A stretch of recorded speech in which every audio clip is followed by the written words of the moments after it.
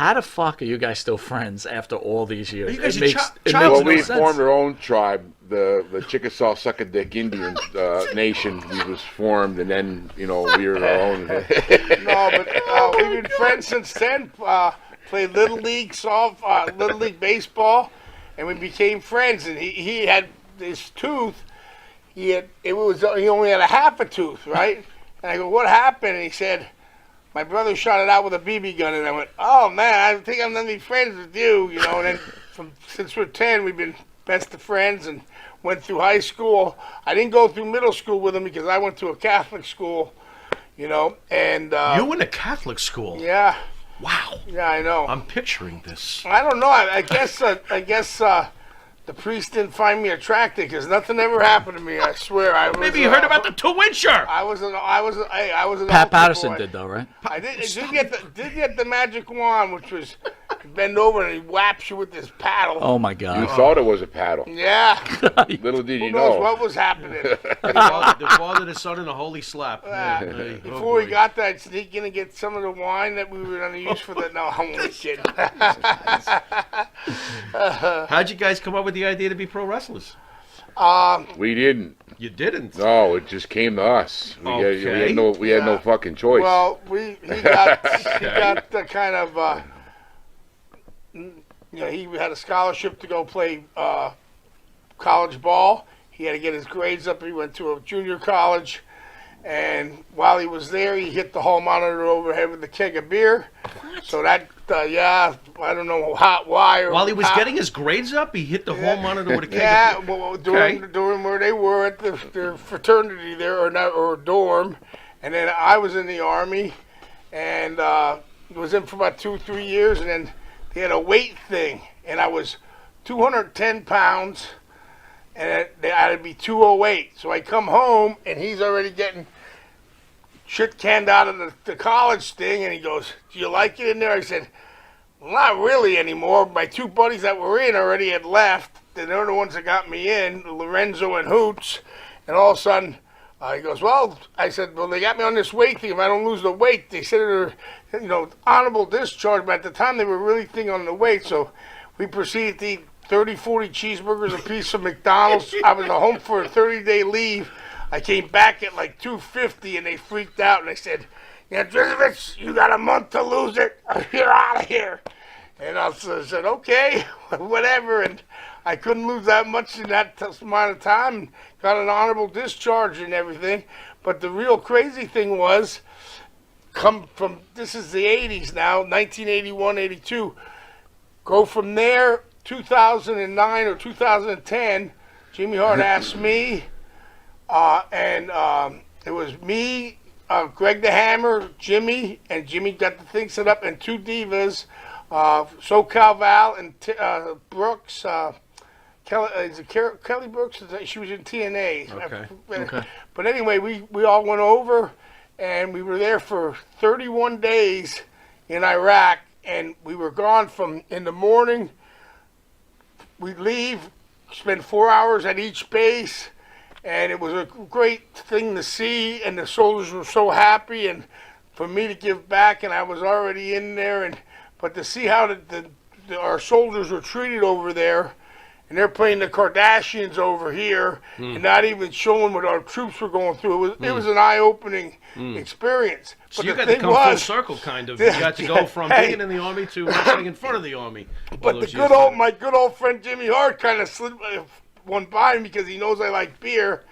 He goes, "Don't worry, Knobs. They have beer on the base. It's a Muslim country. There ain't no alcohol there." Right. But then I found out, they got it. Some of the Army guys knew the deals and that. But it was a real good experience to go back there, and we had a great time. Okay, tell them why you're telling the story. You met your sergeant there. That's why you started it. Can you get to the point? You're just rambling on here. So anyway, What the fuck is he doing? Definitely a tag team. I walk in though, but we're in the chow hall in Mosul, Iraq, and the black guy, and I said, "Hey, you reminded me of LT," and I'm going, "You remind me of Lawrence Taylor," So then we sat with the troops, and he was there as a civilian. So he came over. He says, "Hey, come sit with mine." And he started this wrap up, and I said, your last name ain't Barry, is it? He goes, how do you know that? I said, Sergeant Barry, it was my battery commander from Fort Hood, Texas. Yes. And I didn't see him. 26 years later, I see him in Missoula, Iraq. So that night when we're signing for all the troops, he stood right next to me, and he was like a drill sergeant. This is my soldier. I trained him. He became a pro wrestler. He was so happy and everything like that. Gave me his number, and still in touch with him today yet, you know. Sergeant Barry, yeah. That's crazy. I know. Sags, I wanted to ask you, Sags, how do you guys keep a relationship so strong after all this time? You mean me and Knobs? What? Yeah, Knobs. What relationship? Well, I want to ask you though. How do you guys keep so tight? You and Knobs. It's part of being growing up together and tag team together. You know, it's like a ongoing thing with your friends for life. Our grandfathers partied together, worked at cement mills together.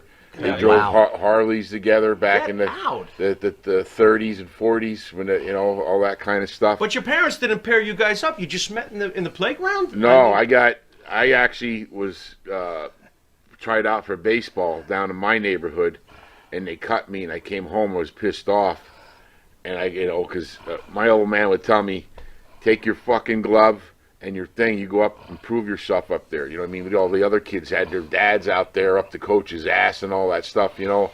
So which kid gets cut? Oh, get out of here. I was pissed. Okay. So the next thing, one of our neighbors, they need Styles up there. It's hockey and Styles. They need kids on the team. I go on this team, and who do I meet but him? And then a bunch of other friends are lifelong friends too. So I'm on this baseball team, and he takes me home. He takes me home to his house, an old farmhouse up in in Stiles, Pennsylvania, which is we grew up in Whitehall, outside Allentown. We're close to here. Got a couple out, due west, but go home and hey, his Grammy's cooking something in the kitchen, and he goes, hey, Grammy, this is Sagsy. And she, a weird look at me. She goes, Sags? Like Saganovich, because we're Polish. Mm-hmm. And she goes, are you Stevie Saganovich's grandson? I went, yeah. And a big smile came up on her face. Okay. And here we met, but she was good friends with my grandfather. He's Jan Drizovich, I'm Saganovich. And it reminded me that his grandpa was crazy like him. He hit a pole doing like 60, 70 with the Harley, the old K models, Yeah. And then he was loaded up and hauling ass, and that's how he died young. And his Grammy had to raise the family. Yeah. He was fucking crazy like we are. Right. Yeah. So it's like almost certain things are meant to be. Just meant to be. You know what I'm saying? Yeah. It's like somebody put us it. together there, at that point in life. Oh, yeah. And then the rest was history, And we this 3 or fuck offs in high school and fighting, and then we get both kicked. I get kicked out of college. You get kicked out of the Army. Now we're fighting again, and beers and boozing and fucking up, and they're like, you guys need, a bunch of our friends, local cops. Matt Millen, our good buddy, played for the Raiders, and listen, everybody, you guys got to get the fuck out of here. Why don't you do that? You're fighting all the time anyway. Go into that wrestling or something. That's when we started chasing down, for some reason, the guy that we were going to look for information about wrestling is a guy eating turnbuckles and going, George Steele. Really? Yeah. Wow. Oh my God.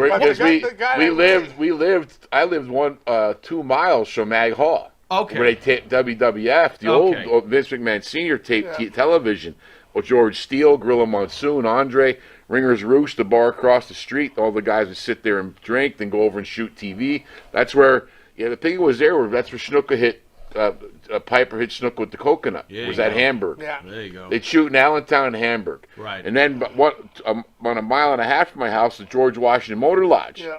That's the GW, where it's where all the guys would stay that coming into town, right on Route 22, 78, that shoots over to New York, and this was the territory, Right. So, we wake at first. My mind as a kid waking up on Saturday mornings, and you see Roddy on there, and he's doing his shtick, you know, Piper draw your face right to the fucking tube, you know, and you're like, what's this shit, you know? Right. But like, so we started following around, chasing George around, driving him crazy, fucking knocking on his door. That thing if I got the times, George chased us, coming with the green tongue. He still have it from the show. Yeah. The tongue was green. Yee, and you go into his gimmick, and me and Knobs, running down the aisles of George Washington. He chases us down the fucking block. I'm tired of you two. What made you guys select George Steele? I don't know. We just we go. That guy's George. You picked the craziest guy. Right. But At least on camera. But our good friend was manager of the place of the Quality Inn across the street where George was staying. Okay. He was staying at George Washington, and he became friends with George. Okay. And he goes, I got these two guys, but it was Matt Millen, who, you know, 4 Super Bowl rings, Matt Oakland Millen. Raiders, San Francisco, Washington. But wait a minute. I mean, There's he's the one you want that to hear actually a better? told us, he just said, let me talk a minute. Jesus, big mouth. Hide the foreign objects. Anyway, well, you're the one that interrupted. He interrupted me. He looked at us, you know, and told us, you guys are screwing up, and if you don't straighten up, you're probably gonna be thrown in jail. He said one of these days it's gonna catch up to you. Okay. He says, why don't you guys try that pro wrestling? You like it, and then he's the one that really gave us a thing to say, oh, let's go after it, and then. That's when we went after George, after Matt called us to his house. So we really respected Matt. He's playing for the pros, and he gave us a real good speech and got us to where we're at, you know. Is he finished now? Yeah, with go ahead. You have the floor. I thought he was, Edgar Allan Poe writing the fucking long, this 300 episode Bible or something. I don't know. But anyway, funnier story. Who we met first was Gorilla Monsoon. Okay. So Joe McHugh was the old announcer. Remember Joe McHugh? He was a local guy, and he knew from athletics or my names and all that kind of stuff. So Joe McHugh goes, come down, you know, and I'll introduce you to Gorilla. And so we walk in, me and him. This is maybe 82. And they go, and here Gorilla stands up with a big smile on his face. So, you guys want to get in the wrestling business? We go, yes, sir, we do. Let me give you a number. He writes down a number and gives it to us. We go, thank you so much. And they just call, and we go home. Now we go home, and we're like, are you going to call or the number? Well, let's wait till tomorrow to call the number. And we're going back and forth about the number and and who's going to call the number. You know what I mean? Yeah, but George Steele called me. No, wait a minute. And so we finally go, all right, Knobs gets on the phone and calls the number. It was like I think the number was 8675302. You know the song. He gave you Jenny's Jenny's number. 8675309. You might have gotten Tommy Two-Tone. But that was the first rib ever pulled on us. And we waited. We were anxious about calling the fucking number and waited for a couple days. All right, we're gonna call. And it was a number. It's a fake number. Wow. Gorilla was probably back pissing his pants. These fucking two idiots with this number. But we bugged George Steele so much that he said, come meet us at the Quality Inn. And he had Snuka, Paul Orndorff, and Bob Orton Jr. to stretch us. No, Sheik. And the Sheik at the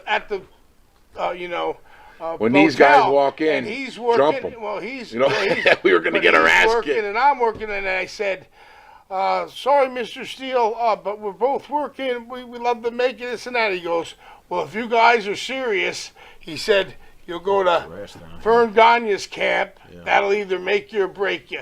Up in Minnesota, and at the time he had to write a resume and everything, and Matt was one of our references, and Brad was teaching the camp, Brad Reagans, who was an Olympic champion. Right. He won the bronze medal. He probably would have won the gold in 80, but they boycotted it because he beat the Russian in the World Games in 79, and the ring didn't even get set up for 3 months. We were on Olympic mats getting tossed around like feathers. You know, he threw Leon White after Leon got out playing for the Rams, and Leon was like 380 pounds. He suplexed him right through the shower in the back, and we lived on the